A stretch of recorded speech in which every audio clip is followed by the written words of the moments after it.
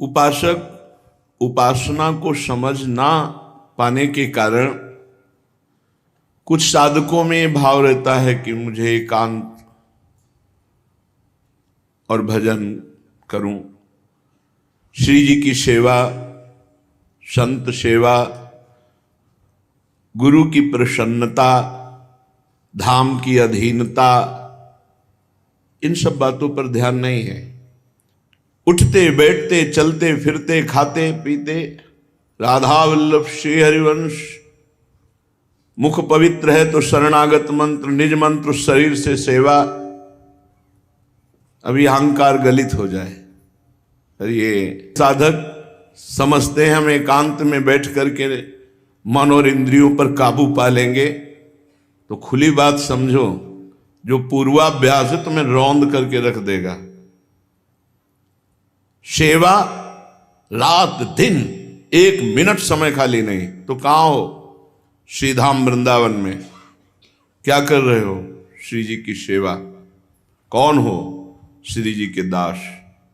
हो गई भगवत प्राप्ति। ध्यान से सुन लो, श्रीपाद प्रबोधानंद जी महाराज कह रहे हैं, ध्यात्वा ध्यात्वा म्रियंताम कथमपि न मनाक राधिका कृष्ण तत्व। ध्यान करते करते मर जाओ पर तुम्हारे ध्यान में राधिका कृष्ण तत्व आने वाला नहीं। प्यारोडुम क्षमते ने अच्छी सुखादि नाम तो यह ध्यानगम। भगवान शंकर सुखदेव की भी ध्यान में न आने वाला यह तत्व है। नवनिवृत्त निकुंज विलासी, गलवैया दिए हुए विहरण करने वाले नवल किशोरी, नवल किशोर। जो बाजार में बैठकर समाधिस्थ हो जाए उसे महात्मा कहते हैं। जो भोगों के बीच में रहकर बैरागी रहे उसे बैरागी कहते हैं। साधना किसे कहते हैं? शरीर से भगवत सेवा, मन से प्रियालाल का सुमिरन, वाणी से मौन, रात भर जग करके कोई कंबल नहीं, कोई वस्त्र नहीं, एक लंगोटी केवल। रामदास काठिया बाबा, गुरुजी थोड़ी आग रख दिए, बस इसी के सहारे भजन कर। आग बुझ गई, सर्दी का समय था, गुरुदेव के समीप पास में ही, महाराज थोड़ी आग दे दीजिए। कैसे बुझ गई? इसका मतलब तुम सो गए। इतना मोटा काठ डाल दिया और चैले से पिटाई की। सिद्ध रामदास बाबा। भजन किसे कहते हैं? हर परिस्थिति में कामी नारी प्यारी जिमी, लोभी जिम प्रिय दाम, तिम रघुनाथ निरंतर प्रिय लागो मोहि राम। कामी जैसे स्वाभाविक स्त्री का चिंतन करता है। हमारा और चिंतन का विषय क्या है? जब हम भगवत मार्ग के पथिक हैं तो फावड़ा चलाते हो, हर फावड़ा में राम, हरि, कृष्ण, राधा, जो प्रिय हो बोलो। भक्ति का स्वरूप क्या है? बैठ करके सांसारिक चिंतन करना। करके देखो, तुम बैठो आसन में बैठ के देखो।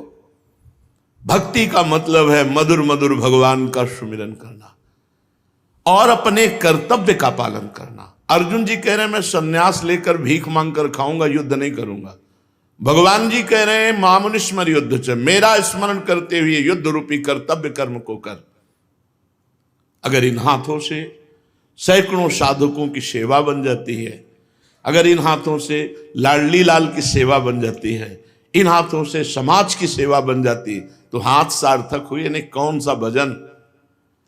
माधवदास बाबा ब्रजमंडल दर्शन करने आए, एक आश्रम में रुके तो उन्होंने कहा कि सेवा दीजिए। तो उनका तुम्हें सेवा नहीं दे सकते, वृद्ध शरीर हो।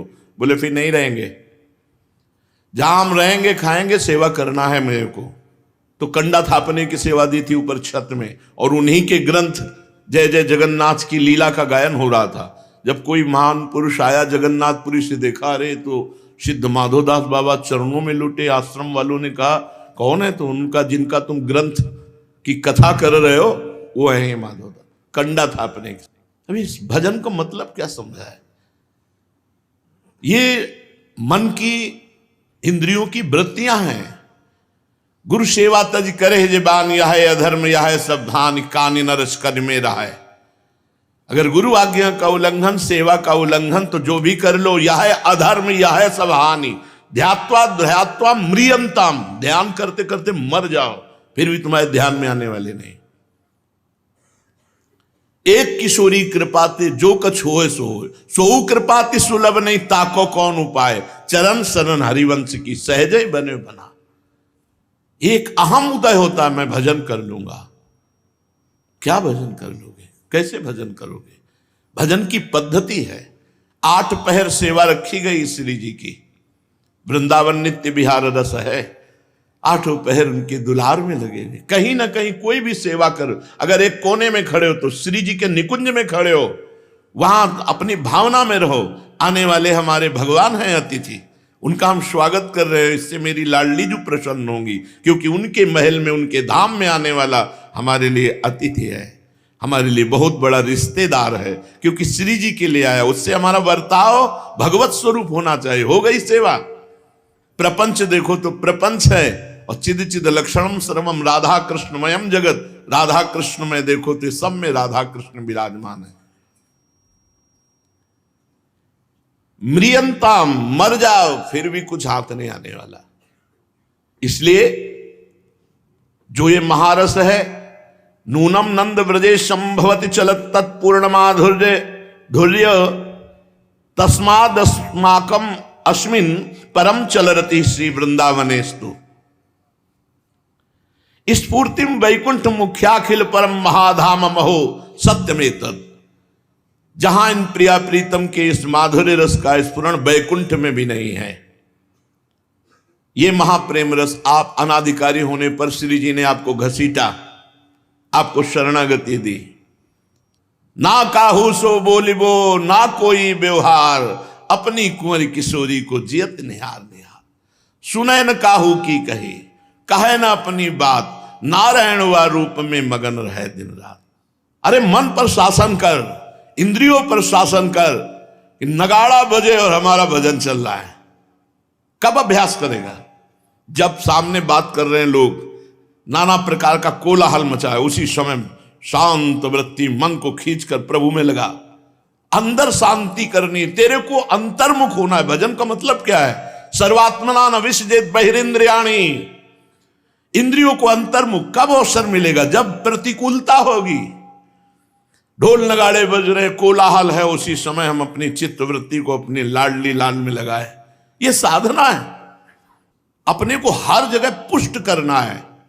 ये थोड़ी करना है कि हम संसार को रोक सकते हैं। अपने पैरों में पादुका पहन लो, पूरे संसार में कारपेट बिछाने की जरूरत नहीं, और क्षमता भी नहीं कि ऐसा कर सको। किस किस को रोकोगे? अपनी इंद्रियों को अंतर्मुख करके भजन किया जाता है। परोस रहे हैं, पोछा लगा रहे हैं, अमनिया कर रहे हैं, रसोई श्री जी का चिंतन करते, श्री जी के लिए कर रहे हैं। ये सब श्री जी के जन हैं। पूज्य चंद्रशेखर बाबा जी अपनी कुटिया से बाहर निकले तो उनके शिष्य के पादुका रखी, तो उसमें पैर छू गया, तो बाबा ने पादुका उठाई। अरे बाबा, मार दिया आपने, तो हमारी पादुका है। बोले नहीं, वैष्णव की पादुका है। वैष्णव की पादुका यहां पैर से नहीं छू, अपने शिष्य की। शिष्य पे भगवत भाव, वैष्णव भाव। चराचर जगत में एक क्रूरा पापिनो न च सताम संभाष्य दृश्याश्चये सर्वान वस्तुतया निरीक्ष परम स्वाराध्य बुद्धिर्मम। जो क्रूर है, पापी है, नीच है, संभाषण योग्य भी नहीं, वो मेरे श्री राधा वल्लभ लाल उनमें है। ये मेरी दृढ़ मति है। महाप्रभु उनको भी कह रहे नमस्कार करो सबको, सब में इष्ट विराजमान। मन और इंद्रियों की गुलामी को भजन नहीं करते, मन और इंद्रियों को गुलाम बना दो। इष्ट आज्ञा पर, गुरु आज्ञा पर उसे भजन कहते हैं। भाव के बिना बाजार में भी वस्तु का कोई कीमत नहीं रहती। भाव बढ़ा, कीमत बढ़ गई। तुम्हारा भाव बढ़ा, तुम उत्तम भूमिका पर पहुंचने लगोगे। सेवा का मतलब जानते हो? प्राण समर्पित कर देना, जीवन समर्पित। सैकड़ों साधक ऐसे हैं कि प्राण अर्पित करने के लिए तैयार हैं, रात दिन सेवा में रत होकर के भी कोई प्रश्न नहीं है। क्यों? जीवन श्री जी को समर्पित। तो उनको भगवत प्राप्ति करने के लिए चिंता करनी क्या? ठेका है। महारानी जो है, बिका हुआ जीवन है। मेरे बलसी वृंदावन रानी। कौन है वृंदावन रानी? जाहि निरंतर सेवत मोहन बन विनोद सुखदानी। मेरे बलसी वृंदावन रानी। और जिनकी चरण कृपाते पाई कुंज केली रससानी। जैसे रूप लाल हित हाथ बिकानी, तो निधि पाई मनमानी। सत्संग सुनने का मतलब आचरण में उतारना। 4 घंटे से ज्यादा शयन साधक के लिए नहीं। 4 घंटे तो बहुत होते हैं, 4 घंटे बहुत होते हैं। खिलवाड़ समझते हो, साधुता को तुम मजाक समझ रखा है। अरे भजन, भज धातु सेवायाम, और तुम उसे ठुकरा रहे हो। भजन किसे कहते हैं? भज धातु सेवायाम, सेवा में जीवन समर्पित तो स्वामी पूरा भार देख लेंगे। कौन सा भजन? बड़े बड़े ज्ञान सिद्ध महात्मा आकर श्री जी की सेवकाई की याचना करते हैं। श्री जी के लिए तनुवांग मनोभिरमलय सोहम तवे वाश्रिता, शरीर मन वाणी अहंकार और मैं आपके समर्पित हूं। कैसे समर्पित हूं? अब जोई जोई प्यारो करे सोई मोहि भावे, जोई जोई प्यारो करे सोई मोहि भावे। जैसा आप, आपको कोई परेशानी, मुझे परेशानी क्या, मैं तो बिका हुआ हूं। आप कहो खड़े रहो तो खड़े रहो, बैठ जा तो बैठ जा। शरणागति क्या समझे? क्या शरणागति समझे? आपको जो पसंद है वही बात कहेंगे। अगर आप कह दो दिन को रात तो हम रात कहेंगे। हम क्यों कहे दिन? हम यही सोचेंगे कि मेरे नेत्रों का दोष है जो मुझे दिन दिखाई दे रहा। मेरे प्रीतम कह रहे रात है तो रात है। कहां शरणागति? सच्चिदानंद महासुख में निमग्न होने के लिए मार्ग है। रात दिन सेवा करके समर्पित जीवन पड़े हैं उनके।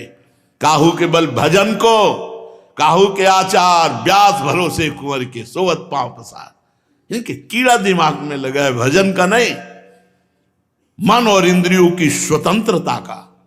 क्योंकि भजन क्या है? अपने लोग जीवन में चले हैं और गुरु कृपा से चल रहे हैं।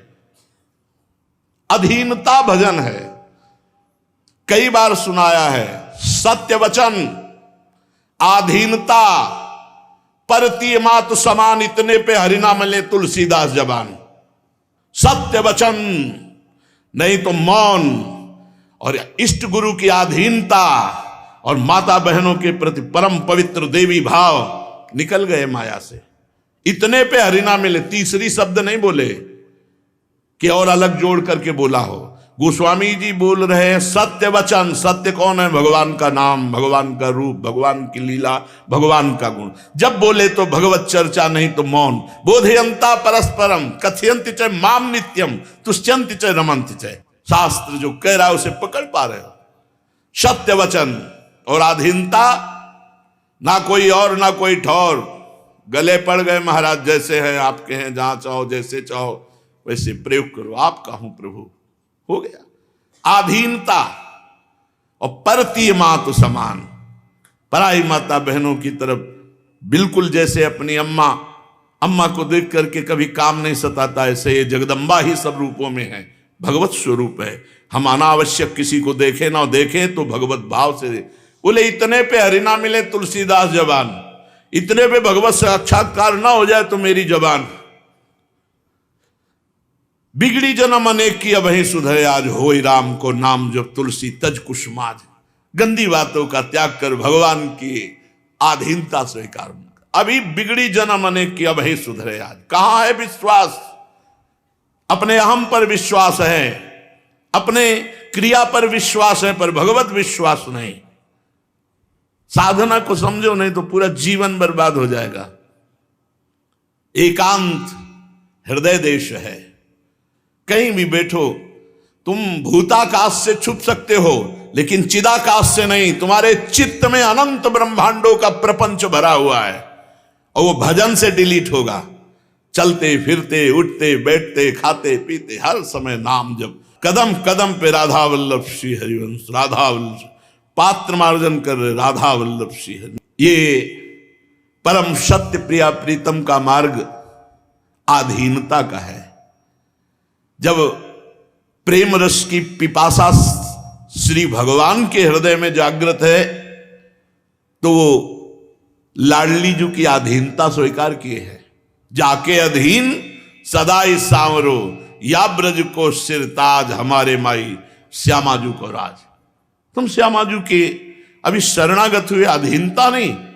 यद्यपि सकल लोक चूड़ामणि, दीन पनपो माने, प्रीति की रीति रंगीलो ही जाने। अनंत ब्रह्मांडों का स्वामी होकर भी सखियां रोक दिए तो सखियों के चरण पकड़ते हैं। आंख नहीं उठाते। प्रियाजू की कृपा प्रेम प्रसादी पाने के लिए श्री लाडली जू की दासियों की चाटुकारिता करते हैं, सहचरियों की। हैं कौन? अनंत ब्रह्मांडों के स्वामी। हम जिस उपासना में, उस उपासना के महत्व को समझना है। हमारी श्वासों की माला से एक भी मन का खाली नहीं जाएगा। हर श्वास की माला की एक एक श्वास में हम प्रिया प्रीतम का नाम मंत्र जपने का अभ्यास करें। मान जाओ हमारी बात, हर कदम चलना है तो नाम जप करते हुए, कोई सेवा करनी तो नाम जप करते हुए, पाठ में बैठे तो प्रिया प्रीतम का जस कान में पड़ रहा है, नेत्र वाणी जी में होने चाहिए, सामने वाणी जी होनी चाहिए। तो वाणी पाठ का मतलब है नेत्र के सामने वाणी रखी है, जो गाया जा रहा है वो कान में पड़ रहा है, नेत्र से देख रहे हो, हम धीरे धीरे गुनगुना रहे हैं। एक झोली साथ रखे, चतुरासी जी सेवक वाणी, सुधा निधि, चरणामृत माला जो नाम जप वाली है, और रज, इतनी झोली में होना ही चाहिए। ये जो रस है, पहली बात आधीनता, ऐसी आधीनता जोई जोई प्यारो करे सोई मोहि भावे। दूसरी बात, हम अंदर से खाली ना रहें। नहीं चल रहा मंत्र तो राधा राधा राधा राधा राधा नामैव कार्यम हनुदिन मिलितम साधना गीस कोटिस। करोड़ों साधनाओं का फल हे हो जाता है जब निरंतर राधा नाम चलता है। नाम चल रहा है, नाम कल्पतरु है, चिंतामणि है। कल्पतरु और चिंतामणि में अंतर है, वो कामनाओं की पूर्ति करके और हजारों कामनाएं जागृत करता है, लेकिन नाम रूपी कल्पतरु जब कामना की पूर्ति करता है तो निष्काम कर देता है। उसी कामना के भूख से वैराग्य दिला देता है और निष्काम करके भगवत प्रेम प्रदान करता है। कुछ नहीं चल रहा, राधा राधा चल रहा है, अभी शांति हो जाए। मन को नहीं लगाना है, जहां मन कहे वैसा। आज मन कह रहा है एकांत के लिए, कल मन कहेगा भोग के लिए, फिर क्या करोगे? कबहू मन रंग तुरंग चढ़े, कबहू मन सोच करे धन का, कबहू मन नारी प्यारी लगे, कबहू मन त्याग चले बन। इसकी क्षण क्षण तरंग है, इसकी तरंग में आओगे नहीं, आज्ञा पर। जैसे अब जोई कहें करें हम सोई, आयुष लिए चले निज दासी। मन क्रम वचन त्रिशुद्ध सकल मत हमसे ही हरिवंश उपासी। अगर एक कोने में कहीं छड़ी लिए खड़ा है तो हमारी दृष्टि होती है ये श्री जी का जन श्री जी के नाम पर खड़ा है, ये अमुक सेवा में ये अमुक सेवा में लगा है, तो सोचो श्री जी की दृष्टि नहीं है तुम्हारे ऊपर। मामा प्रयागदास जी सोफा में बैठते ऐसे गिरदा लगा के, तो लोग कहते आप वैष्णव होकर के माला तो चला नहीं रहे और राजा बाबू की तरह रहते। तो बोले पता है कि राम जी का साला हूं, मेरे राम जी जीजा हैं, निष्ठा ठसक, मुझे भजन करना है, मेरे राम जी जीजा है। हरिराम व्यास जी के किसी का भजन, किसी के आचरण, किसी की तपस्या साधना, हम तो महारानी जी के हैं। अरे भाई, ध्यात्वा द्वैत्वा म्रियंतम कथमपि न मनाक। राधिका कृष्ण तत्व ध्यान करते करते मर जा, फिर भी तेरे ध्यान में आने वाला तत्व नहीं, हरिवंश प्रताप से आता है। हरिवंश कृपा, गुरु कृपा, दैन्य सेवा बन के लिए। ऐसे थोड़ी गुरुजनों की कृपा मिलती है। हुकुम पे प्राण त्यागने की हिम्मत रखे, तब इस मार्ग में कदम रखे। सत्संग, भगवान कह रहे हैं श्री कृष्णचंद्र जी, व्रतान यज्ञ छंदांसि तीर्था नियमा यमा यथा वरुंधेत सत्संगा सर्वसंगोपहो इमाम। बड़े बड़े व्रतों से मैं अधीन नहीं होता, नियमों से नहीं, यमों से नहीं, वेदाध्ययन से नहीं, और बड़ी बड़ी आराधनाओं से नहीं। महाराज कैसे अधीन होते हो? बोले जितना मैं सत्संग से प्राप्त होता हूं जल्दी। व्रतान यज्ञ छंदांसि तीर्था, तीर्थ अवगाहन, तीर्था नियमा यमा यथा वरुंधेत सत्संगा सर्वसंगोपहिमाम। क्यों? क्योंकि जो 50 वर्ष साधना करके बात प्राप्त की गई 5 सेकंड में तुम्हें दे दी गई। अब पकड़ो से पकड़ लो तो तुम्हें 50 वर्ष साधना नहीं करनी पड़ेगी। इसीलिए तात स्वर्ग अपवर्ग सुख धरी तुला एक अंग, तुलनता सकल मिली जो सुख लव सत्संग। मोक्ष सुख को भी सत्संग के सामने नहीं। अगर एक वाक्य पकड़ लो, एक सेंटेंस पकड़ लो, आपका कल्याण हो जाए, आपका मंगल हो जाए, उस पे चलना है हमको। को रागः को विरागः किमिहि वरयसो दुर्यसो वा किमत्र। यदि प्रिया प्रीतम की अधीनता नहीं आई तो को रागः, तुम्हारा राग किस काम का, और को विरागः, तुम्हारा वैराग्य किस काम का। बिहारींद्र जी महाराज की वाणी में पढ़ा तो कह रहे हैं ना पाई और ना पाई है बिनु स्वामी यह केली, यद्यपि वो विपिन बसत वैराग्य जुत ज्यो लरिकाएं खेल। वृंदावन में रहे घोर वैराग्य से रहे तो भी प्रिया प्रीतम मिलने वाले नहीं जब तक उनकी सहचरी की कृपा न हो जाएगी।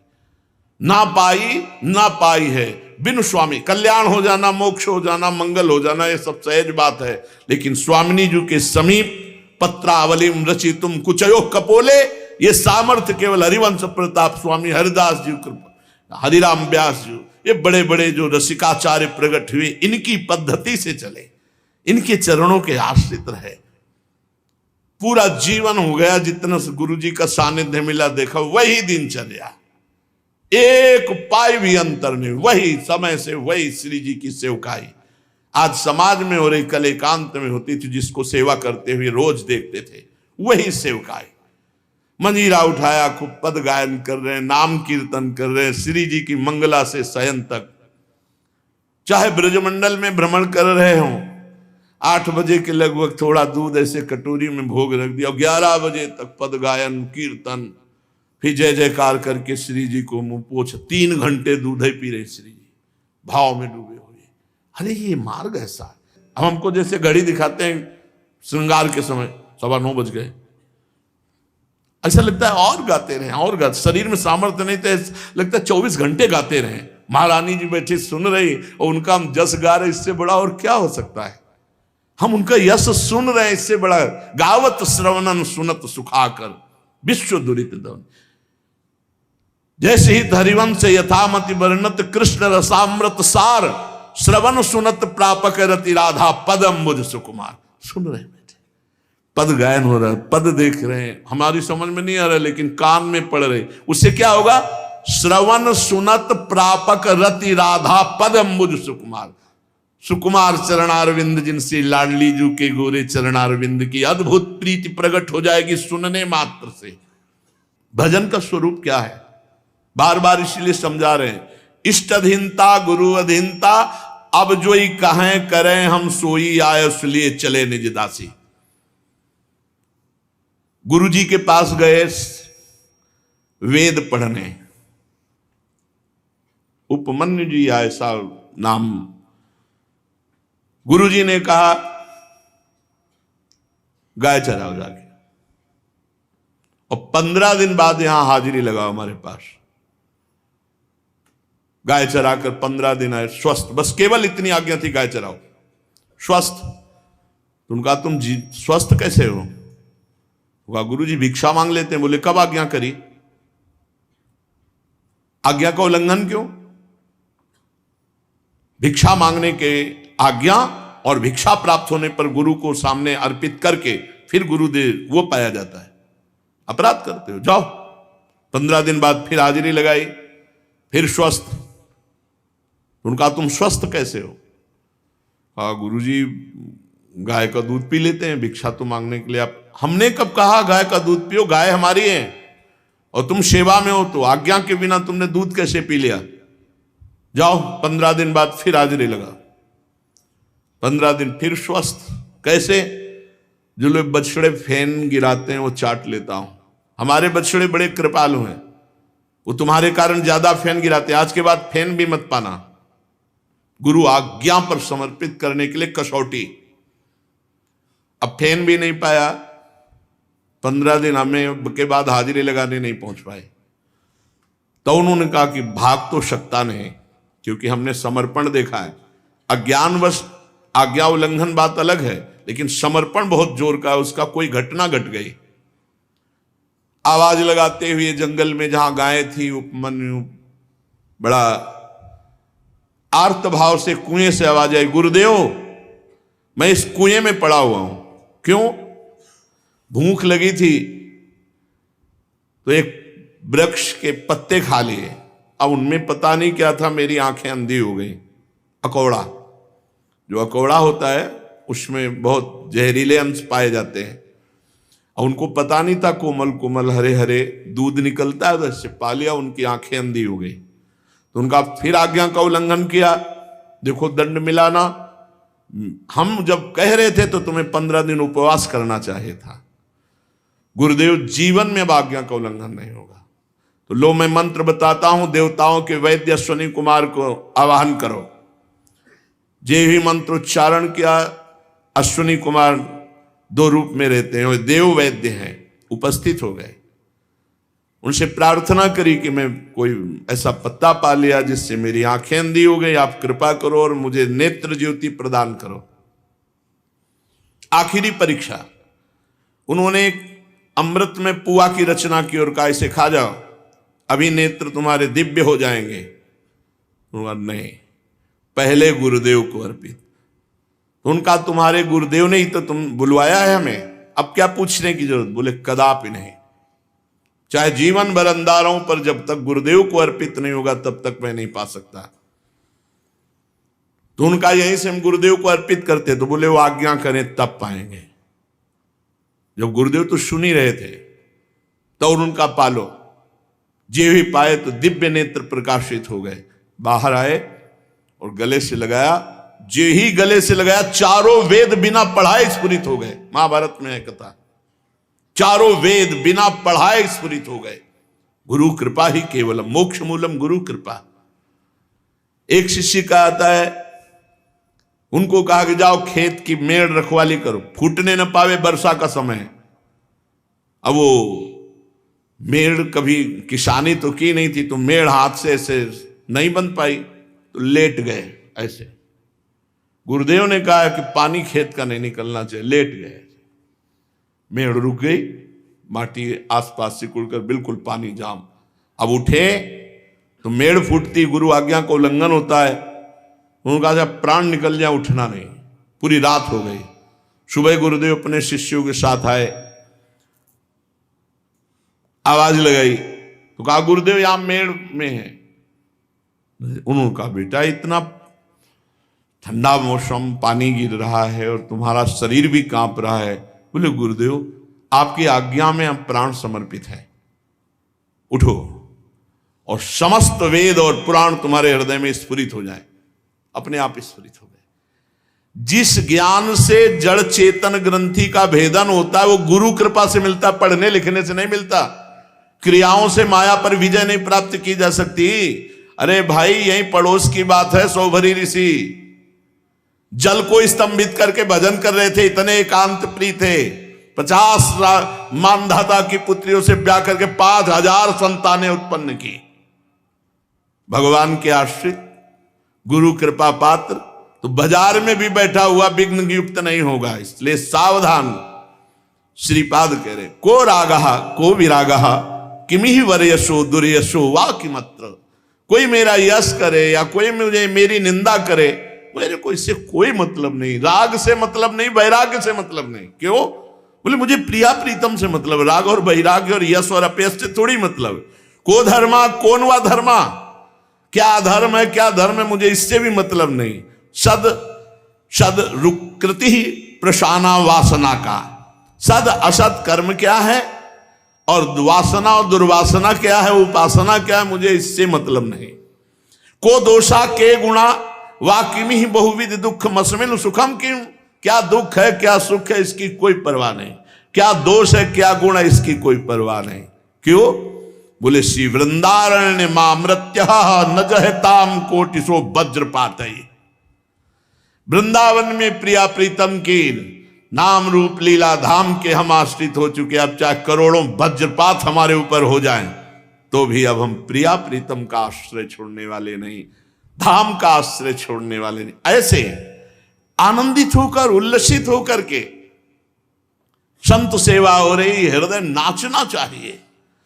सबके हृदयों में भगवान बैठ करके प्रसाद पाते हैं। अहम वैश्वानरो भूता प्राणी नाम देहमाश्रिता। कौन सा भजन हो रहा है? भावना का तो स्वरूप समझो। पवाते समय एकदम मां की तरह उत्साह, और खीर लीजिए और मेरे भगवान पा रहे, और सब पा गए, थोड़ी थोड़ी जूठन लेके पाए। इसी का नाश करने के लिए तो भगवान के मार्ग में आए। अहंकार, अहंकार दैन्य, भगवान प्रिय, अहंकार माया प्रिय, घसीटेगी माया। अहंकार विमूढ़ात्मा करता है मित्र, सबके चरण वंदना, सबकी जूठन, सबका यश, अपने दैन्य मानना। अमानिना मान देन कीर्ति, एक भी लक्षण साधुता का धारण कर लो, महान हो जाओगे। अमानिना मान देन कीर्तनीया सदा हरि, सदा हरि का कीर्तन नाम जप करने वाला अमानी होता है, दूसरे को मान देता है। कौन सा भजन है जिसमें दूसरे के प्रति भगवत भाव नहीं है? कौन सा भजन है जिसमें शरीर की इतनी प्रियता है? भगवान राजसूय यज्ञ में अग्र पूजा हुई श्री कृष्ण चंद्रजू की, और जानते हो सेवा क्या ली थी राजसूय यज्ञ में? सबके चरण धोना, सबके चरण धोना। विचार करो, अखिल कोटि ब्रह्मांड नायक परात्पर इस भगवान की राजसूय यज्ञ में, जहां ब्रह्मा, शंकर, श्री कृष्णदेवपायन, व्यास, परशुराम, सब बड़े बड़े महापुरुष, वहां श्री कृष्ण चंद्रजू की अग्र पूजा हुई। और श्री कृष्ण चंद्रजू ने सेवा क्या ली? आए हुए समस्त अतिथि राजाओं सहित ऋषियों की, सबके चरण धोने की सेवा। विचार करो भगवान क्या दिखा रहे हैं। इसलिए साधकों से वृंदावन की रज सेवा करने वालों के चरण धुलवाए, धो, चरणामृत पियो, तब तुम्हारी बुद्धि में पवित्रता आएगी, प्रिया प्रीतम के ध्यान की पवित्रता। बहुत बढ़िया अवसर है, निकल चलो। नहीं, माया की ऐसी आंधी, ऐसी धूल आएगी, निकलना मुश्किल हो जाएगा। इसलिए हर साधक सावधान। और जब आप सेवा में हो, मंत्र में मन न लगे, राधा वल्लभ श्री हरिवंश नाम में न, तो बहुत छोटा और बहुत अमृत रस प्रदान कर राधा राधा राधा, परम आनंद की अनुभूति होने लगेगी। आप देखो तो चित्त लगा के, ये राधा नाम वो है कि सब साधनाओं में परम प्रवीण वेदांत सिद्ध महापुरुष पूज्य राधा बाबा, आखिरी में बस राधा राधा राधा राधा, ये पूर्णता है राधा नाम। पहले महामंत्र जपे, वेदांत जप छोड़े, फिर राधे श्याम, राधा कृष्ण राधा, फिर सब छोड़ राधा राधा राधा। कई बार सत्संग में कहा, चाहे गृहस्थ हो चाहे विरक्त हो, अगर परदोष दर्शन पर चर्चा सुनना और कहने का स्वभाव है तो सब साधन भजन चाट जाएगा। ये पर दोष दर्शन करते हो, पर चर्चा करते हो, तो तुम साधक हो, तुम अपने भजन को बचा रहे हो, नष्ट कर रहे हो, तुम्हारी बुद्धि अशुद्ध है। नहीं, कहा सुने न काहू की कही, कहे न अपनी बात, नारायण व रूप में मगन रहे दिन रात। उठते बैठते चलते फिरते खाते पीते हर समय अपने इष्ट के चिंतन में, उनके भरोसे में, उनके आश्रय में। इन बातों को पकड़ो। आज्ञा का पालन ही सबसे बड़ा भजन है। अपने जीवन को समर्पित कर दो तो हरिवंश नौका में बैठे, तुम्हें हाथ पैर मारने की जरूरत नहीं। श्री हरिवंश प्रताप नाम नौका निज खेवक, भवसागर सुख तरत निकट हरिवंश जो सेवक। नाम जप करते हुए हरिवंश चंद्रजू की नौका में बैठे, भव समुद्र से पार करके श्री जी तक पहुंचा दिए। हमारी ताकत नहीं कि हम तैर कर जाएं, इतनी सामर्थ्य नहीं, इतने बड़े बड़े काम क्रोध आदि ग्राह हैं कि खा जाएंगे, सारे भजन को खा जाएंगे। इसलिए महारानी जी की शरण में रहो, परिचर्या में रहो और निरंतर नाम जपने का अभ्यास करो। चलते हैं श्रीमद् भागवत महापुराण। प्रसंग चल रहा है महाभागवत, भगवत अनुराग में डूबे हुए 12 वैष्णवाचार्यों में एक वैष्णवाचार्य श्री भीष्म जी महाराज शांतनु के द्वारा गंगा जी के गर्भ से नैष्ठिक ब्रह्मचर्य धारण करने वाले ऐसा महापुरुष कौन होगा जो अपने पिता के सुख के लिए संकल्प ले लिया कि जीवन में कभी राज सिंहासन पर नहीं बैठेंगे। और अधिकारी यही हैं, शांतनु जी के पुत्र हैं, इसलिए प्रथम अधिकार भीष्म जी का है। देवव्रत पहले नाम था।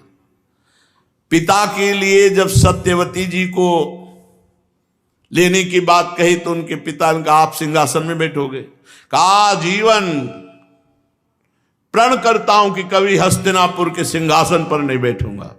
तो आप नहीं बैठोगे तो आपके लड़के बैठ जाएंगे।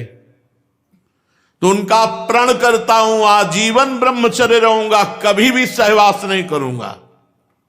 उसी समय भीष्म नाम पड़ा, आजीवन नैष्ठिक बाल ब्रह्मचारी। भीष्म जी के इस प्रण को जब शांतनु जी ने सुना मेरे लिए, तो उन्होंने आशीर्वाद दिया, मृत्यु विजयी भव। जब तुम चाहोगे तो मृत्यु आएगी नहीं, मृत्यु पर तुम्हारी विजय है, मृत्यु तुम पर विजय प्राप्त, इच्छा मृत्यु का वरदान दिया। परम धर्मज्ञ सिरमौर भगवान के परम प्रेमी महान भक्त परम ज्ञानी श्री भीष्म जी महाराज, समस्त संसार के वीरों में अग्रगण्य नेता। औरों की तो बात ही क्या, उन्होंने अपने गुरु भगवान परशुराम जी को युद्ध में संतुष्ट कर दिया। जब काशी में स्वयंवर हो रहा था, अंबिके अंबालिके, तो यहां हस्तिनापुर निमंत्रण नहीं आया था,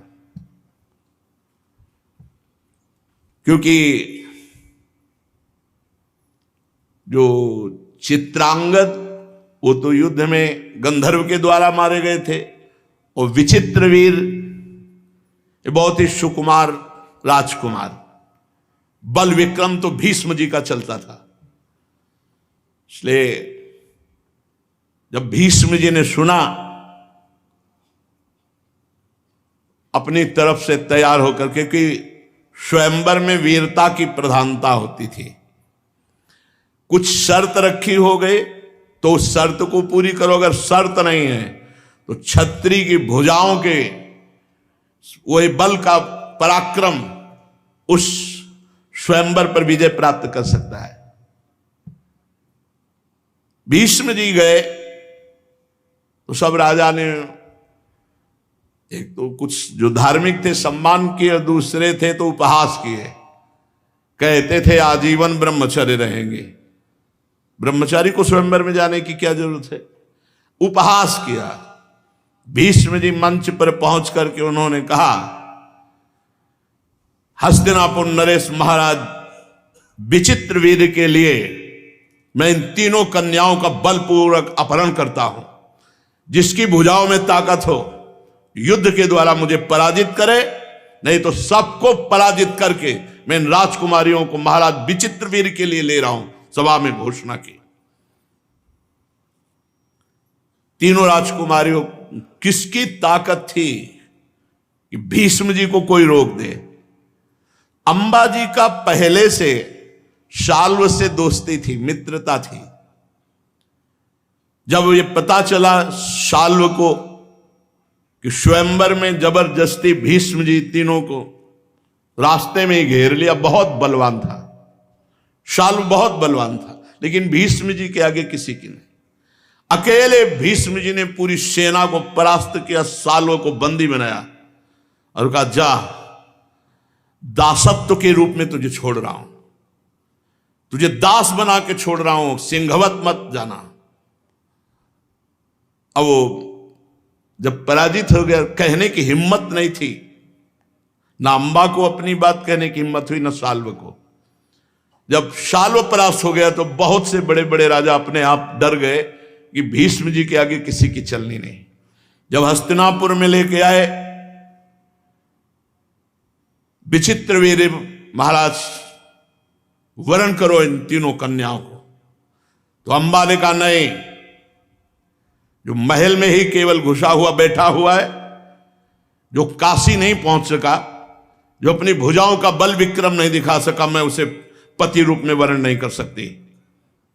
या तो आप अपहरण करके लाए हो, आप मुझे वर्ण करो, मैं स्वीकार करती हूं आपको, क्योंकि आप वीर हो, योद्धा हो।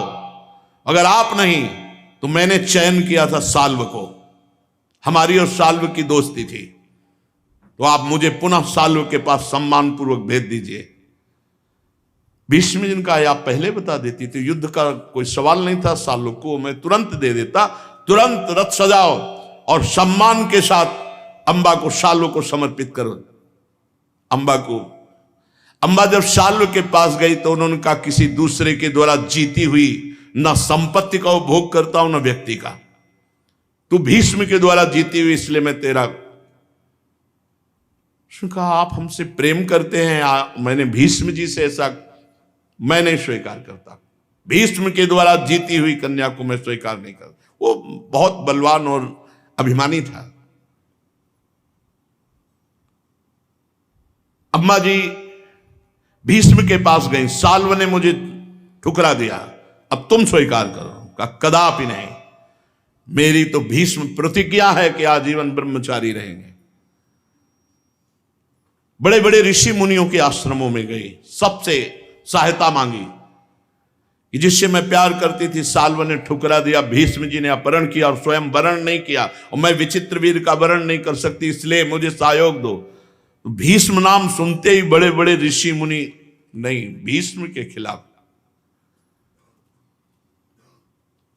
एक दिन भगवान परशुराम जी के शिष्य अकृतवर्ण जी में, उन्होंने कहा भीष्म जी के गुरु हैं परशुराम जी, यदि भगवान परशुराम से प्रार्थना करो तो तुम्हारी बात पक्की। बहुत प्रसन्नता हुई अम्बा को, और कहा अगर भीष्म ना माने तो बोले मृत्यु पक्की, क्योंकि भगवान परशुराम उनके गुरु सर्व सामर्थ्यशाली। बड़ी प्रसन्न हुई कि दोनों बातें बन गई। यदि भीष्म जी मानते हैं, मुझे पत्नी रूप में स्वीकार करते हैं तो ठीक, नहीं तो परशुराम जी युद्ध के द्वारा उन्हें मार देंगे। पूर्णिमा के दिन भगवान परशुराम जी गंधमादन पर्वत से वहां पधारे, ऋषि मंडली में बड़ा स्वागत हुआ, और वो व्रत रहकर परशुराम जी का इंतजार करती रही अम्बा, केवल जल पी करके। भगवान परशुराम जी जब विश्राम कर चुके तो अम्बा को पेश किया। अम्बा ने प्रणाम किया और रो करके कहा कि भगवान मेरा क्या दोष, मेरी दुर्दशा जो हो रही है इसमें मेरा क्या दोष। शाल्व मुझे वरण करता, जबरदस्ती अपहरण कर लाए भीष्म जी ने स्वीकार नहीं किया, शाल्व ने ठुकरा दिया, मेरा जीवन बर्बाद हो गया भीष्म के कारण, तो इसलिए मैं आपकी शरण में हूं, आप मेरी रक्षा कीजिए। भगवान परशुराम जी ने कहा क्या चाहते हो? भीष्म जी मुझे वरण करें। बोले वो सत्य प्रतिज्ञा है, उसने प्रतिज्ञा की है कि मैं बाल ब्रह्मचारी रहूंगा। तो उनका भगवान फिर दंड दीजिए, मैं भीष्म की मृत्यु चाहती हूं। तो उनका ठीक है, मैं शर्त रखूंगा ब्याह या युद्ध, राजी हो? अम्बा बड़ी प्रसन्न हुई। भगवान परशुराम जी हस्तिनापुर के बाहर ही सूचना पहुंचाई तो भीष्म जी बड़े बड़े प्रधान जनों के साथ आकर भगवान परशुराम जी का पूजन किया, क्योंकि गुरु हैं अस्त्र विद्या के। 4 परिक्रमा की, साष्टांग दंडवत हुए। उन्होंने कहा भीष्म मेरी आज्ञा है, अम्बा को स्वीकार करो। तो उनका गुरुदेव आपको पता हो कि मैंने नैष्ठिक ब्रह्मचर्य का नियम लिया है, आजीवन बाल ब्रह्मचारी। तो उनका फिर युद्ध स्वीकार करो। उनका भगवान यद्यपि मैं आपका शिष्य हूं, पर मैं क्षत्रिय कुल में हूं, आप ललकार रहे हैं तो मैं आपके युद्ध को स्वीकार करता हूं, लेकिन अम्बा को नहीं। परशुराम जी को बड़ा गुस्सा आया कि हमसे युद्ध करेगा। दूसरे दिन से युद्ध प्रारंभ, भगवान परशुराम और भीष्म जी का। गए, उनके रथ की 4 परिक्रमा की, प्रणाम किया और कहा गुरुदेव आशीर्वाद दीजिए कि सामने वाले पक्ष पर हम विजय प्राप्त करें। तो उनका ऐसा कैसे हो, सामने वाला पक्ष तो मैं हूं, मैं विजय श्री का आशीर्वाद तो नहीं दे सकता, लेकिन इतना कहता हूं कि तुम्हें शपथ है उठा के मत रखना, छुपाना मत, समस्त अस्त्र विद्या जितनी सिखाई सब हम पर प्रहार करना, संकोच मत करना। बोले जो आज्ञा। ऐसा भयंकर युद्ध गुरु शिष्य में हुआ, कई दिन तक बड़े बड़े दिव्यास्त्रों के प्रहार हुए। भगवान परशुराम जी महाराज तो साक्षात भगवान है, और भीष्म जी 8 वसुओं में से प्रधान वसु हैं, बड़ी सामर्थ्य इनकी। और गंगा मैया केवल परशुराम जी से ही अस्त्र विद्या नहीं दिलाई, और भी दिव्यास्त्रों का ज्ञान। भगवान तो सर्वज्ञ हैं ही परशुराम जी, पर और भीष्म जी ने एक बाण संधान किया भगवान परशुराम पर, वो अमोघ था। गंगा जी और वसु बड़े बड़े ऋषि मुनि सब आ गए, भगवान परशुराम जी से भी विनय की, भीष्म जी से भी कहा कि बेटा ऐसा नहीं, गुरु के ऊपर अमोघ अस्त्र का संधान नहीं करते। भगवान परशुराम जी से कहा कि प्रभु आप तो भगवान ही हैं और आपका शिष्य ही है, आप शांत हो जाइए। भीष्म जी ने कहा अगर गुरु जी एक कदम रथ वापस कर लें तो हमारा बाण नीचे उतर जाएगा और हम साष्टांग दंडवत हो जाएंगे। सबने परशुराम जी से प्रार्थना की कि आपका ही शिष्य है, भगवान पुत्र दुलार शिष्य दुलार वैसे ही होता है जैसे मां अपने पुत्र। भगवान परशुराम को मना लिया। परशुराम जी तो साष्टांग उतर कर भीष्म जी ने दंडवत की, परिक्रमा की। तो अंबा ने कहा मेरा क्या होगा, बोले जो तेरा होला हो जाओ। यहां झगड़ा करवा दिया गुरु शिष्य में, और भगवान महेंद्राचल पर्वत चले गए भगवान परशुराम जी। तो यहां कह रहे हैं कि भीष्म जी अपने गुरु भगवान परशुराम को भी युद्ध में संतुष्ट कर दिया। शांतनु के पहले सत्यवती जी मछुआरे के घर में पल रही थी, इसलिए जो बड़े बड़े राजा थे तो सत्यवती के गर्भ से जो प्रकट हुए चित्रांगद विचित्र वीर हैं, इसीलिए थोड़ा सा कि उदास कन्या है। दासराज की कन्या सत्यवती जी से चित्रांगद विचित्र वीर, चित्रांगद को चित्रांगद नामक गंधर्व ने मार डाला था। दासराज कन्या सत्यवती से भगवान के कलावतार श्री कृष्ण द्वैपायन व्यास जी पहले ही बाल्यावस्था में प्रकट हुए थे पराशर जी के द्वारा। देखो भगवान का यह अवतार, इसमें कोई काम लीला नहीं थी। नौका पर बैठालकर नवीन अवस्था, अभी प्रौढ़ भी नहीं हुई थी, तो भगवान पराशर जी को पार कर रही थी।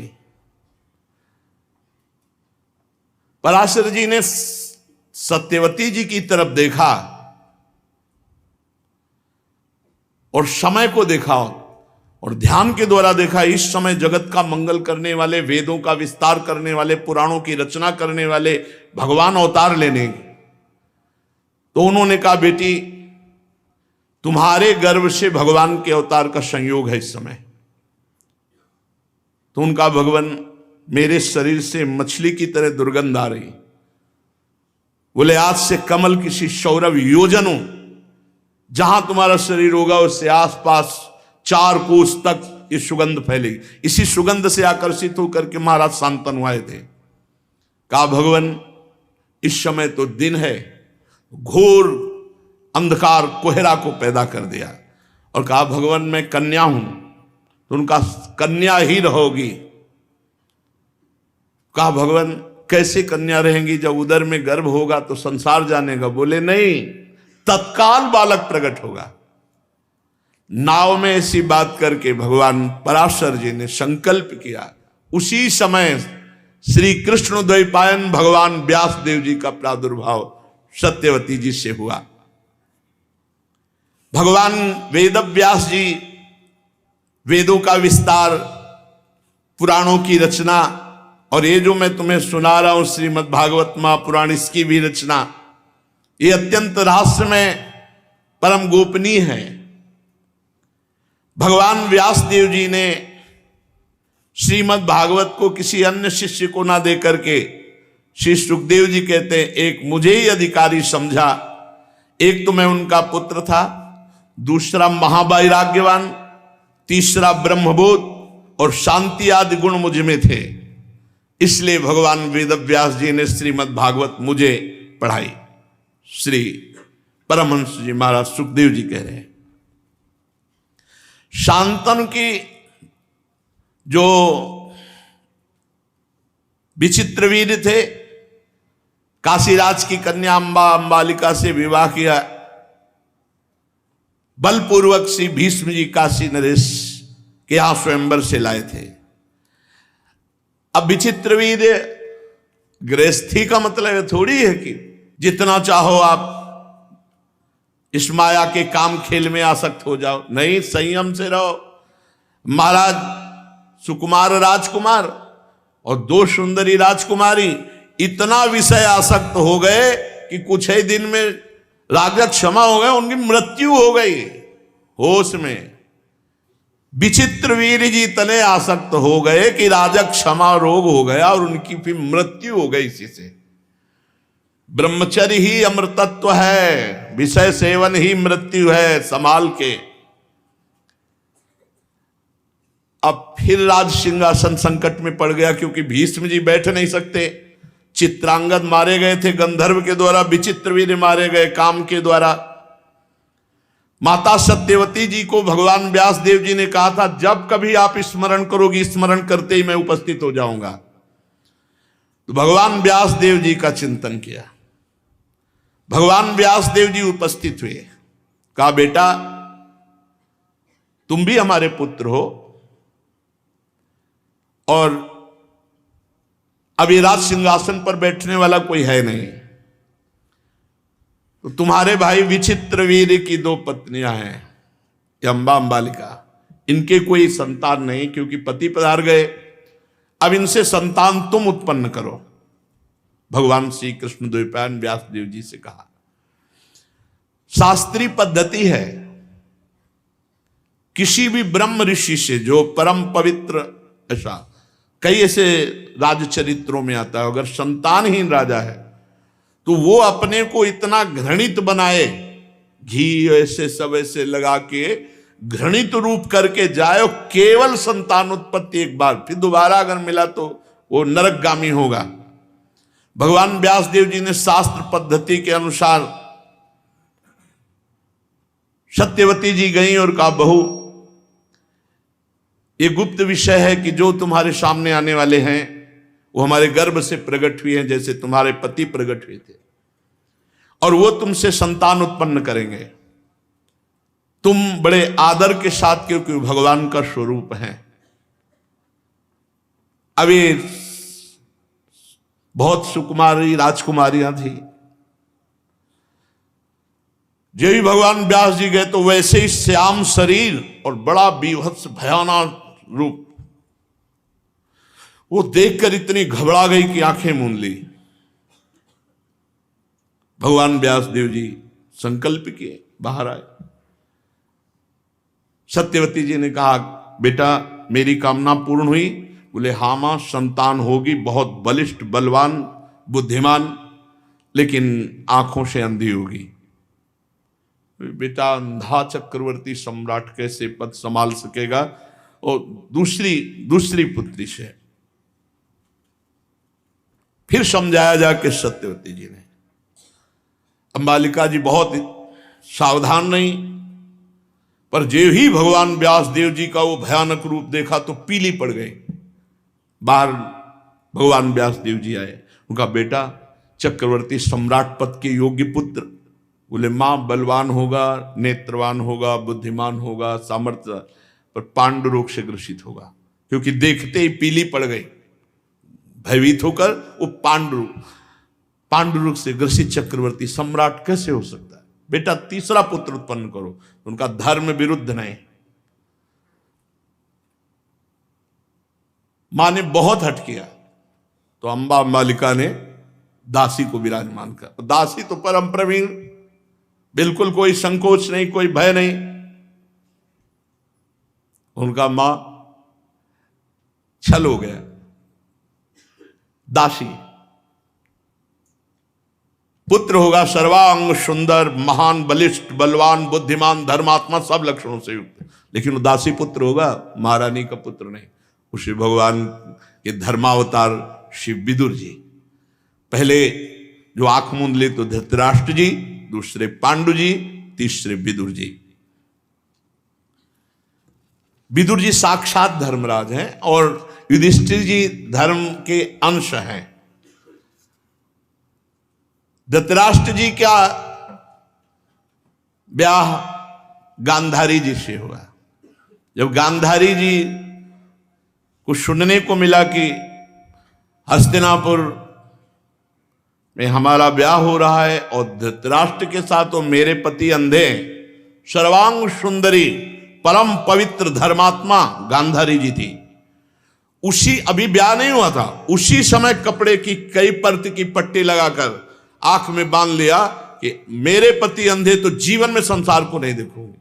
और इतना धर्मात्मा कि हर समय अपने पति का अनुसरण, पतिव्रता थी गांधारी जी। महाराज पांडु के तो शाप के कारण स्वयं से कोई संतान प्रकट नहीं हुई। महाराज पांडु प्राय दिग्विजय ही करते रहते थे और जब युद्ध नहीं होता था तो वन में रहते थे। ऋषियों की सेवा और उनकी रक्षा करना बड़ा उनको अच्छा लगता था, वन में रहना।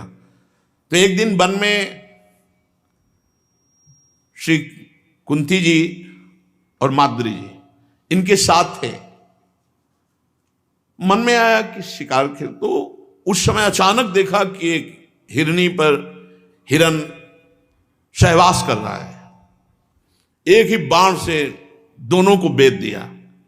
जो ही बेधा तो पुरुष आवाज आई, ये अनर्थ किसने किया?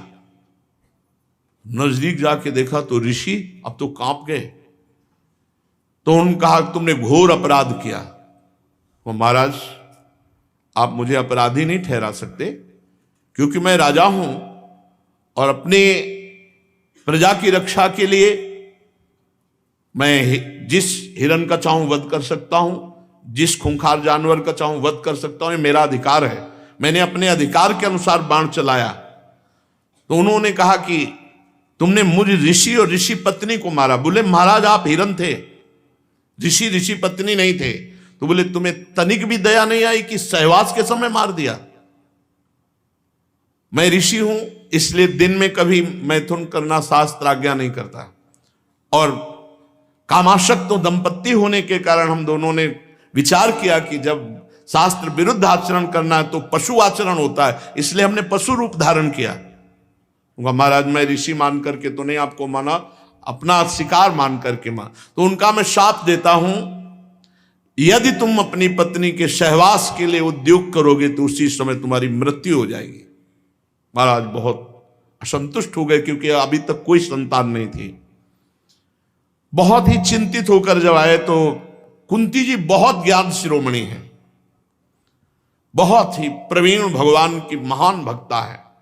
कुंती जी ने दृष्टि डाली और पांडु महाराज से कहा कि आप अपने चिंता का कारण व्यक्त कीजिए। तो उनका आज के बाद हम कभी तुम लोगों का स्पर्श नहीं कर सकते काम भाव से, क्योंकि स्पर्श करेंगे तो ऋषि का शाप है, मृत्यु हो जाएगी। अब तो बहुत असंतुष्ट श्री कुंती जी की हम तो, लेकिन माद्री जी अभी नवीन राजकुमारी थी, कहीं धोखा, और बहुत ही सुंदर थी। माद्री को बुलाया और कहा कि कभी भी ऐसी गलती मत करना, महाराज जी जब एकांत में हो कभी स्पर्श भी नहीं, भाग पड़ना, अपने पति के प्राण बचाना अपना कर्तव्य है। और कुंती जी तो बहुत ही ज्ञान शिरोमणि थी। महाराज पांडु ने एक दिन कुंती जी से कहा कि मैं एक बात कह नहीं पा रहा हूं, पर बहुत हिम्मत करके कह रहा हूं कि तुम किसी ऋषि से संतान प्रकट करो, क्योंकि हमारे सम्राट पद पर बैठने वाला कोई राजकुमार नहीं, ये पद्धति है। तो उन्होंने कहा महाराज किसी ब्रह्म ऋषि की आवश्यकता नहीं, आप आदेश कीजिए। मुझे बचपन में दुर्वासा जी ने एक मंत्र दिया था, प्रसन्न होकर जब उनकी सेवा कि हम जिस देवता को चाहे उस देवता को बुला सकते हैं। तो उनका कि सर्वप्रथम धर्म को बुलाओ, क्या यह धर्म है? तो जो मंत्र का आवाहन किया, साक्षात धर्मराज जी उपस्थित हो गए। महाराज पांडु बहुत प्रसन्न हुए और कहा महाराज आपके द्वारा मुझे संतान चाहिए। तो कुंती जी से महाराज युधिष्ठिर का प्रादुर्भाव हुआ। फिर कहा कि और देवता को बुलाओ। अब किस देवता को? महाबलशाली। एक धर्मात्मा हुआ, एक महाबलशाली होना चाहिए। तो बोले बल के अधिष्ठात्र देवता तो वायु देवता है। वायु देवता का आह्वान किया तो उससे महाभयंकर बलशाली पर्वताकार भीम जी का प्रादुर्भाव हुआ। फिर कहा समस्त शास्त्रों में प्रवीण और समस्त शस्त्रों में प्रवीण, हमें ऐसा पुत्र चाहिए। तो देवराज इंद्र का स्मरण किया जिससे अर्जुन जी प्रकट हुए। अब माद्री जी का मुंह ही लग गया क्योंकि उनको तो कोई मंत्र आता नहीं था। महाराज पांडु की तरफ देखा और कहा कि आप समझ सकते हैं कि बड़ी बहन के 3 पुत्र देवता के समान, मेरे एक भी नहीं। तो उनका कहो ना आप कुंती से, आपको मंत्र दे। बोले नहीं, मर सकती हूं लेकिन कह नहीं सकती, आप ही कहो ना। महाराज पांडु ने कुंती जी से कहा कि इनको मंत्र दे दो तो ये देवता को बुला दे और इनके भी बालक हो। उनका एक बार एक देवता, बस दोबारा मंत्र हम बोलेंगे, देवता तुम चयन करो। माद्री जी ने सोचा एक पुत्र, इनके 3 पुत्र, तो चतुराई प्रवीणता उनका एक अश्विनी कुमार को, अश्विनी कुमार 2 होते हैं, तुरंत अश्विनी कुमार। तो फिर उससे नकुल और सहदेव का प्रादुर्भाव हुआ। अभी छोटे छोटे ही राजकुमार 5 पांडु जी के वंशधर आगे बढ़कर के होते, इनको पांडव ही कहा गया। महाराज पांडु एक दिन पुष्प चयन कर रही थी माद्री, अचानक देखा और इतना बावरापन चढ़ा कि भाग पड़े। माद्री जी ने कहा महाराज तुम्हें शाप है, अगर स्पर्श करोगे तो मृत्यु हो जाएगी। पर भावी बस न ज्ञान उरावा, जे ही उन्होंने आलिंगन किया तत्काल मृत्यु, ऋषि का शाप। अब माद्री जी चिल्लाई, कुंती जी नजदीक, कहा था तुमसे एकांत में, सर्वनाश कर दिया। चलो संभालो 5 पुत्रों को और मैं अपने पति के साथ सती होती हूं। कुंती जी ने कहा। तो उनका आज तक मैंने हृदय की बात नहीं की, मैं तुमसे सदैव जलती रही हूं। महाराज आपको बहुत प्यार करते हैं ऐसे भाव से, तो वो जलन आज भी मेरे हृदय में, मैं 5 को बराबर प्यार नहीं कर पाऊंगी। और आप, मुझे विश्वास है कि आप अपने पुत्रों से भी अधिक प्यार हमारे पुत्रों से करेंगी। इसलिए प्रार्थना है, महाराज ने मेरे लिए शरीर छोड़ा है तो मैं भस्म होकर के उनके पतिलोक में जाऊंगी और आप पुत्रों का पालन कीजिए। माद्री जी पांडव जी के साथ सती हुई। अब समस्त ऋषियों ने कुंती जी को सलाह दी कि आपको जंगल में रहना उचित नहीं है, आप अपने हस्तिनापुर पधारिए, क्योंकि महाराज अंतर ध्यान हो चुके हैं। तो समस्त ऋषियों ने भीष्म जी को सूचना दी हस्तिनापुर में, महाराज पांडव के 5 जो पुत्र हैं, पांडु जी के 5 पुत्र पांडव कहे जाते हैं, उनको लेकर मैं। भीष्म जी बड़े प्रसन्न हुए। वो तो दिव्य अंतर्धान की गति से कुंती जी और 5 पुत्रों को भीष्म जी ने स्वागत, जो ही ये स्वागत के शब्द कान में पड़े धृतराष्ट्र और गांधारी के, और आकर के छोटे छोटे बालकों ने चरण छुआ। बहुत अंदर गांधारी जी के कोई संतान प्रकट नहीं हो रही थी, तो भगवान व्यास देव जी ने कृपा करी, संकल्प। तो जब उनके तो एक जैसे लौकी होती है ऐसे प्रकट हुआ ना कोई बालक ना कोई कुछ। तो गांधारी जी को बड़ा क्रोध आया, जब स्पर्श किया देखा ना हाथ न मुंह न पैर, एक ऐसे। तो भगवान व्यास देव जी ने तुरंत कहा कुछ मत करना, और उसके 100 विभाग किए, 101, 100 घड़ों में अलग और 1 घड़े में अलग।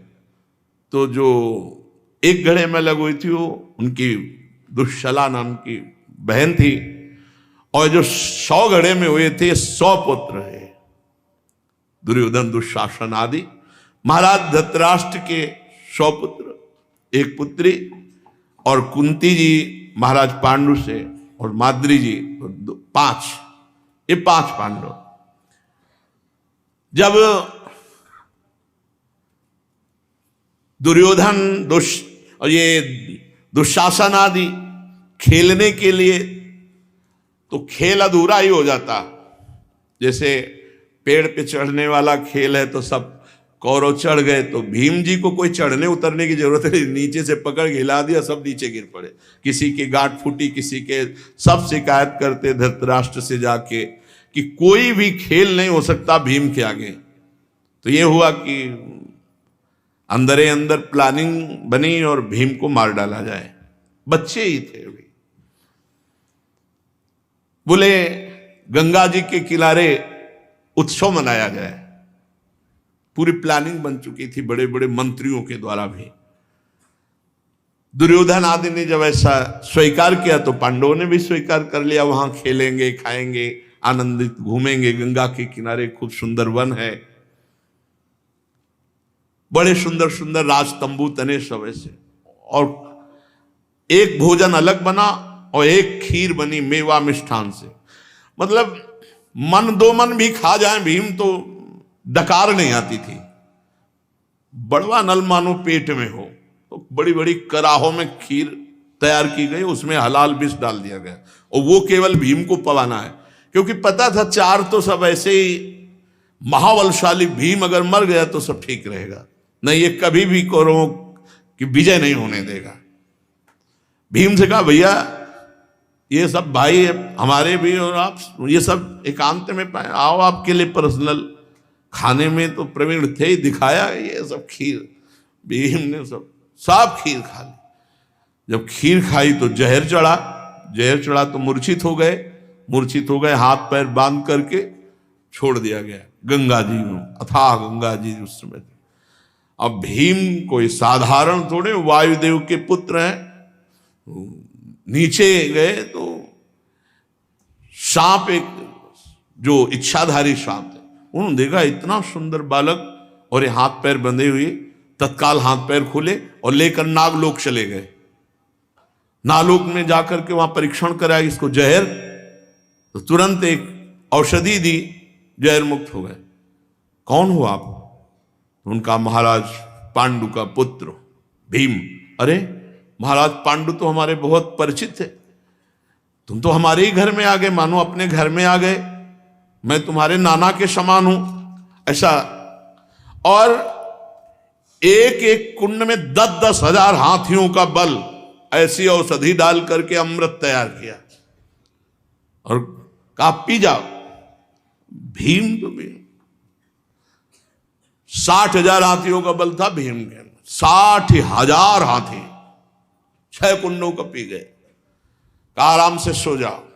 सो गए, पच गया। बोले आज के बाद कोई वीर तुम्हारे सामने टिके। 60,000 हाथियों का बल, वो वैसे ही पवन पुत्र हैं, हनुमान जी के छोटे भाई हैं भीम जी। और बस नागलोक से ऊपर उठा तो गंगा नहा के जैसे निकले हो ना भीम, अब तो और अलमस्त। कौरवों के तालू सूख गए कि इतना जहर पड़ा, खीर पूरी पी गए। उनको तो पीछे वाली घटना पता नहीं है कि क्या क्या हुआ। उनको लगा कि, बोले भीम खीर अच्छी लगी थी? बोले बहुत स्वादिष्ट थी। अब चुप हो गए, किसी की हिम्मत नहीं पड़ी कि जहर का पूरा। और इधर युधिष्ठिर आदि बहुत शोकित थे देख करके भीम। फिर भीम एकांत में जाके माता कुंती को बताया कि हमको जहर दिया गया था, ऐसा ऐसा। हर तरह से उनको सताते रहे। तब विदुर जी महाराज और भीष्म जी महाराज बीच में टोकते।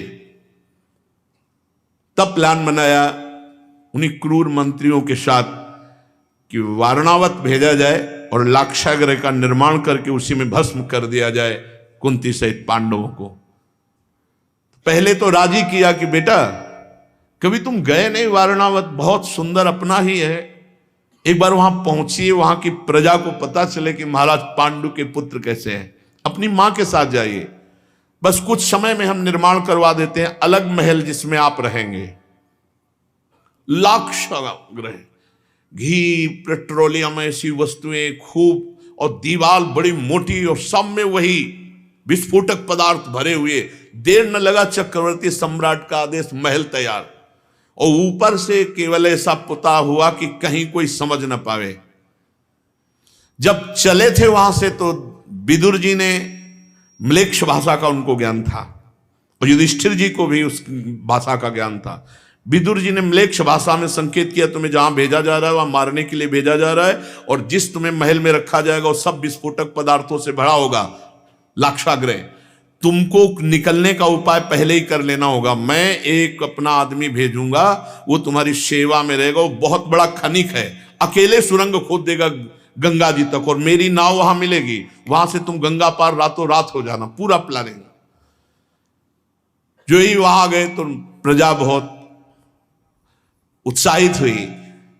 जिस दिन भवन में प्रवेश होने को था, बड़ा उत्सव मनाया गया। तो एक भीलनी अपने 5 बेटों के साथ वहां भंडारा खाने आ गई। खनिक के द्वारा पूरी नींव अंदर से सुरंग खुद गई थी, और ऊपर से खंभे का निर्माण ऐसा था कि कोई उसको देख ना सके। वो एक घूंसा भीम का काफी था उसको हटाने के लिए।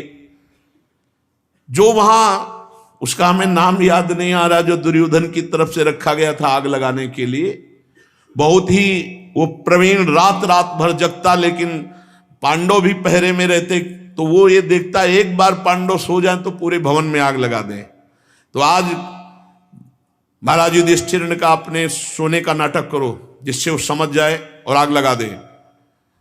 जिस दिन भंडारा था, वो भीलनी अपने 5 बेटों के साथ जंगली मदिरा पीकर आई हुई थी, अच्छे अच्छे पदार्थ पाए, वो बेशुद्ध सी थी, और ये किसी ने नहीं देखा, और आग लगा दी गई। तो वो आग जिधर से लगाई, भीम उधर आग लगा दिए, तो वो भी मरा, वो भी उसमें भस्म हुआ। पुरुचला वो भी उसमें भस्म हो गया। भीम ने भुजा से प्रहार करके खंभा तोड़ा, उस सुरंग से लेकर के बाहर हुए। उधर नाव लगी हुई थी विदुर जी के द्वारा, नाव में बैठे गंगा पार हुए। नाव के जो नाविक थे उन्होंने कहा कुछ खबर तो बस कह दो जाकर के कि आपकी कृपा से हम मां सहित सुरक्षित अब वन की तरफ जा रहे हैं।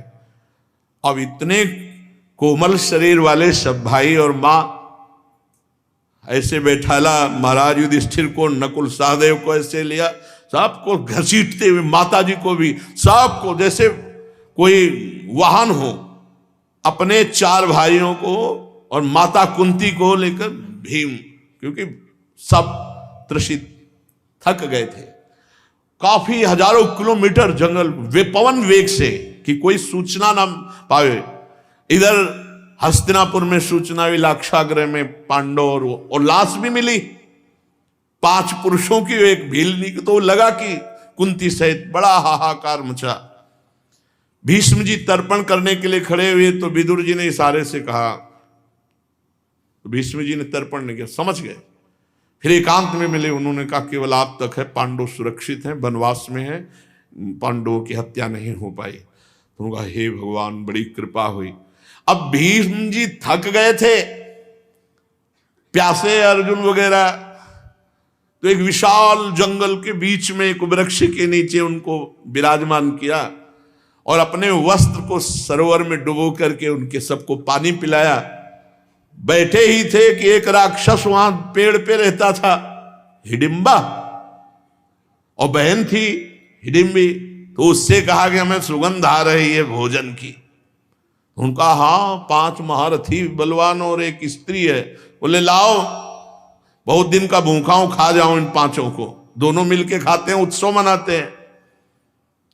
वो गई, जब गई तो महान पराक्रमी भीम को देखा, तो राक्षसी थी पर लुभायमान हो गई। भीम से कहा सुनो, भीम सावधान होकर देखे, राक्षसी सोई। वो कह लगी, बड़ा सुंदर रूप धारण किया उसने, और कहा मैं तुम्हें पति रूप में वर्ण करती हूं। नहीं नहीं, हमारे बड़े भ्राता है ऐसा। उनका तुम्हारी जान बचा रहे हैं, हमें पत्नी रूप में ले लो तो जान बच जाएगी, नहीं तो हमारा जो भाई है ना खा जाएगा आपको सब। वो भूखा बैठा है। कुंती जी जग गई। कुंती जी ने जब पूरी बात समझी और भगवान की प्रेरणा समझी कि भगवान की इच्छा है, तो भीम से कहा स्वीकार कर लो। तो माता की आज्ञा और युधिष्ठिर जी की सहमति से पत्नी, इतने में उसको गुस्सा आया कि इतनी देर हो गई, अभी नजदीक आए तो खड़ी हो गई। हो तुम्हारी ताकत नहीं कि हमारे पति और हमारे परिवार की तरफ आंको, हम धोखा दे दिया। आई थी आप यही। अब तो भीम ने कहा तुम्हें हमारी रक्षा करने की जरूरत नहीं है, हम में इतनी सामर्थ्य है, और हिडिंबा को थोड़ी देर युद्ध किया और मार गिराया। अब वो भीम से बोली आप हमारे पति हैं तो हमको संतान चाहिए। कुंती जी ने अनुमति दी तो उस भीम से घटोत्कच उसी से प्रकट हुआ।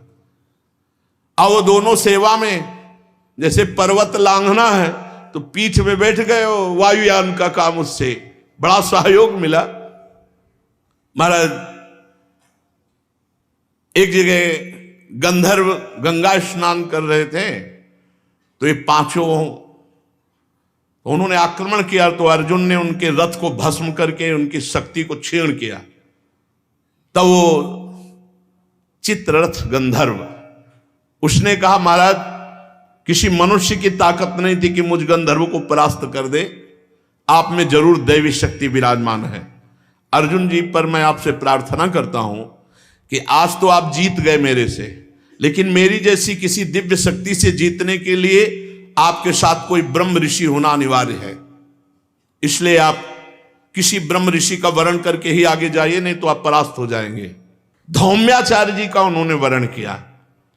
तो एक नगर में नगर पड़ा तो उसमें कुछ दिन, एक चक्रा नगरी में, तो वहां कुछ दिन रुकने के लिए कुंती जी के सहित पांडव और धौम्याचार्य जी तो एक ब्राह्मण के घर रुके। तो जिस घर में रुके तो शाम के रोवा पीटी मच रही थी। तो कुंती जी गई और कहा कि आज तो ही हम आपके पास आए, आप रो क्यों रहे सब? तो उनका जाओ आप अपने बच्चों सहित समय व्यतीत करो, आप हमारे संकट में काम नहीं आ सकते। उनका बोलो ना। बोले एक राक्षस है यहां, सबकी ड्यूटी लगती है, नंबर आता है, तो एक मनुष्य और कितने कुंतल पुआ पूरी और सब क्या क्या और बैल और भैंसे सब ये लेके वहां पहुंचाना पड़ता है। जो पहुंचाता है उसको मिर्च की तरह खाता और पूरा भोजन खा जाता है। अब हमारा नंबर है कल, इसलिए हम, तो बेटी कहती मैं पहुंचाऊंगी, बेटा कहता मैं, माँ और पिता रो रहे थे। कुंती जी ने कहा तुम चिंता न करो, हमारे 5 लड़के हैं, एक हम भेज देंगे, सब काम हो। उन्होंने कहा तुम अतिथि हो, ऐसा नहीं। तो कहा हमारे लड़के साधारण लड़के नहीं हैं, हम एक को भेजेंगे वो काम समाप्त कर देगा, तुम चिंता मत करो। बड़ा ढांढस बंधवाया। बोले आप तैयार करो। तो खीर पूड़ी गुलगुला क्या क्या सामान गाड़ियों में भरकर सब, और कहा भैंस बैल, बोले इनको रहने दो, यहीं रहने दो। बोले स्वयं घसीट कर हमारा बालक ले जाएगा। भीम ले गए और उसकी गुफा के सामने दहाड़ लगाई। जो निकला तो खीर पूड़ी स्वयं खा रहे थे। तो उसने कहा है हमारे भाग का बोले चुप रहो, पहले खा ले दो। भीम ने पूरी गाड़ी का जो सामान था ना, थोड़ा बारा कुछ बचा होगा। बोले देख अगर खाना हो तो इसको खा ले जो बचा हुआ है। हाँ आप बता क्या तेरा हिसाब होना चाहिए। वो गरज के टूट पड़ा भीम, क्योंकि इतना बड़ा अपमान। भीम ने उठा कर वो खीर पुआ खा करके खूब मस्ती उठा कर पटक कर मार डाला और गांव के दरवाजे पर रख दिया, जहां से नगर का प्रधान दरवाजा था, और कहा किसी को भी भयभीत होने की जरूरत नहीं, मारा गया।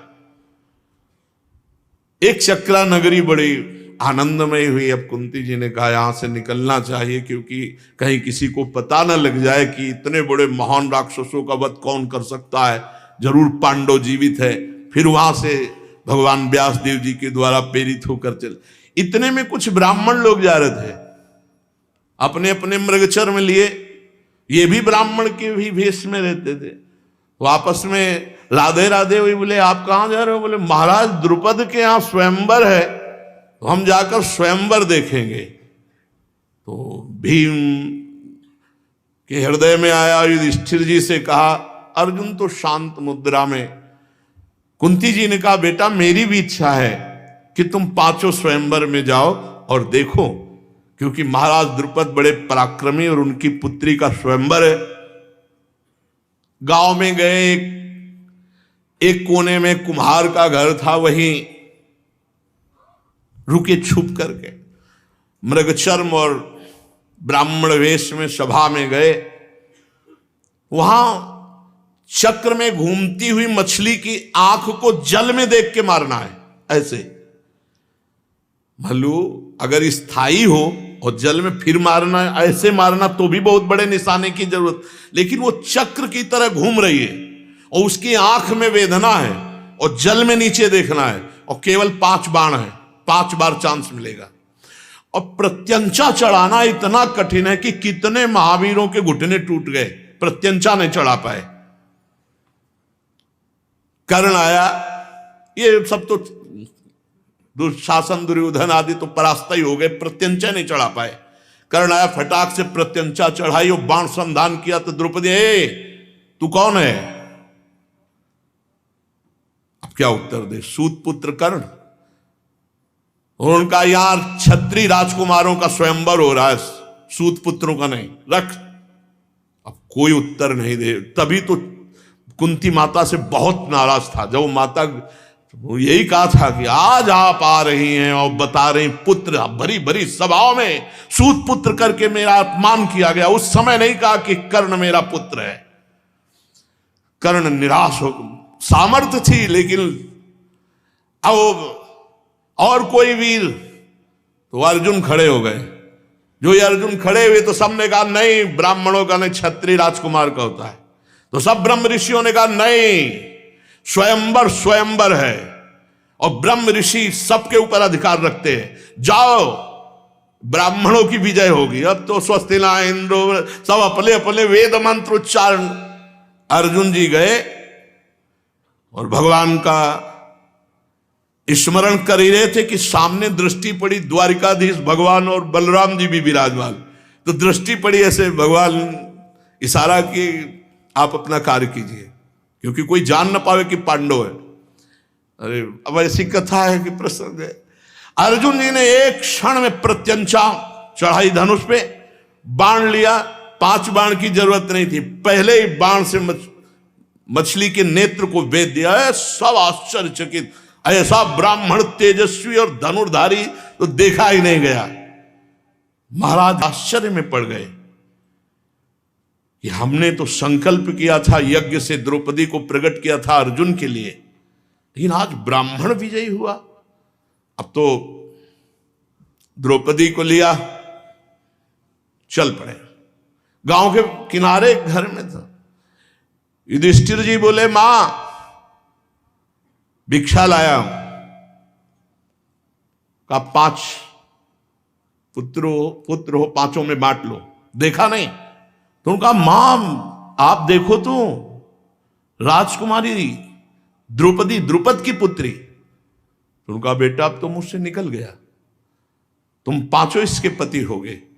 और उधर धृष्टद्युम्न स्वयं छुपे हुए वेश में आया कि कौन ऐसा ब्राह्मण हो सकता है जो इतना बड़ा धनुर्धारी। तो छुप करके पीछे आए और जब देखा कुंती और उनकी बात हो रही, वापस गए। महाराज द्रुपद से कहा, मुझे संशय है, वो ब्रह्म ऋषि नहीं, वो ब्राह्मण नहीं। उनकी भुजाओं में जो चिन्ह बने हुए हैं प्रत्यंचा के, उनके हाथ में जो ढट्ठा पड़े हुए हैं अस्त्र शस्त्र के, वो क्षत्रिय के हैं।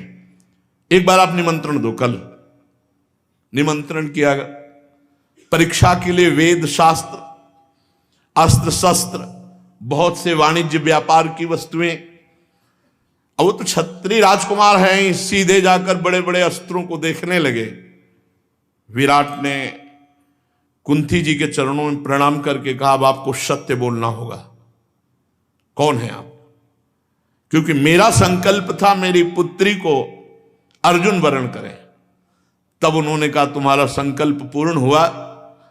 ये जो मत्स्य वेद किया, ये अर्जुन ने ही किया है, और मैं इनकी मां कुंती हूं, महाराज पांडु की पत्नी, और ये 5 पांडव हैं। अब तो महाराज फूले नहीं समाये, पर कुंती जी ने कहा कि 5 को ये पति रूप में वरण करेगी। बोले ऐसा नहीं होने देंगे, धर्म एक पति के लिए कहता है। एक राजा की कई रानियां हो सकती हैं, लेकिन एक रानी के कई राजापति हों, ऐसा नहीं सुना गया। तो उन्होंने भगवान व्यासदेव जी का स्मरण किया। तत्काल भगवान व्यासदेव जी आए और बताया कि ये 5 इंद्र हैं पूर्व के, पूर्व ऐसे, और उनकी राजलक्ष्मी ही तुम्हारे यज्ञ कुंड से एक रूप द्रौपदी का रूप धारण करके प्रकट हुई। पहले भी पांचों इस ऐश्वर्य के स्वामी थे, वही द्रौपदी, कोई स्त्री नहीं है। द्रौपदी कोई स्त्री नहीं है, स्त्री रूप धारण करके ये स्वर्ग की लक्ष्मी स्वयं अवतरित हुई। और ये पांचों क्रमशः इंद्र रहे हैं पूर्व में, इसलिए पांचों इसके पति होंगे, इसमें कोई संशय नहीं। और अगर तुम्हें उदाहरण लेना है तो मारिशा नाम की एक कन्या और 10 प्रचेता, 10 पति उसके थे। मारिशा के पीछे चरित्र सुना तो कई उदाहरण भगवान व्यासदेव जी ने दिए, महाराज द्रुपद को संतुष्ट किया। अब वहां जो ये कौरव पक्ष के आए हुए थे, बड़ा युद्ध शुरू हुआ कि ब्राह्मण लोग कैसे द्रौपदी को ले जा सकते हैं। भीम ने एक पेड़ उखाड़ा और जितने कौरव थे समेट समेट करके बस अब भागे। कर्ण ने जब अर्जुन से युद्ध किया तब युद्ध के बाद भाग पड़ा और दुशासन दुर्योधन से बताया कि मैं 100% कहता हूं कि ये पांडव है, इतनी सामर्थ्य विश्व में किसी धनुधर की नहीं कि मुझ कर्ण को भगवा दे युद्ध से। तो और सबने भी कहा कि इतनी मार में दम नहीं किसी की भीम के अलावा जो हम कौरवों को परास्त कर दे। जाके सब धृतराष्ट्र से बताए, धृतराष्ट्र ने कहा इज्जत इसी में कि बहू को सम्मान के साथ घर लाया जाए। तो भगवान जिसके सहयोगी हैं, विजय श्री उसके पास है, संकट चाहे भले पड़े। इसलिए निरंतर नाम जप करो, भगवद आश्रित रहो, धर्म विरुद्ध आचरण नहीं, मनमानी आचरण नहीं। ये जन्म भगवत प्राप्ति के लिए है और भगवत प्राप्ति अहंकार शून्य हृदय पर जागृत होती है। अहंकार शून्य गुरुजनों की आज्ञा में रहने से होता है, भगवान की शरण में रहने से होता है। शेष चर्चा आगे श्री आधा।